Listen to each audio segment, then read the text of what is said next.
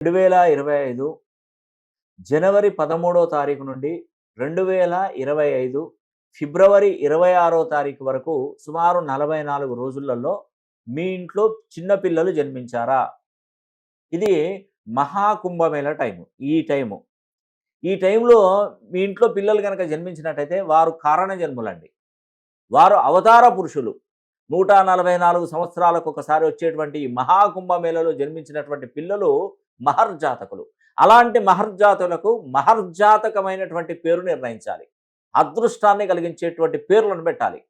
మీరు ఏదైనా పేర్లు తీసుకురండి. నేను ఆ పేరులో సంఖ్యాబలాన్ని డిజైన్ చేసి ఇస్తాను. అదొక్కటి గుర్తుపెట్టుకోండి.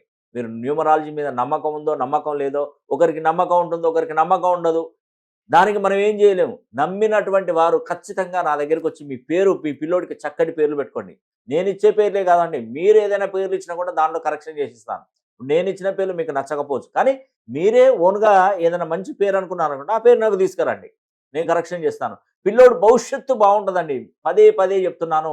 మహాకుంభమేళ టైంలో జన్మించినటువంటి పిల్లలు అదృష్ట శక్తి అనేది వాళ్ళకి ఎక్కువగా ఉంటది.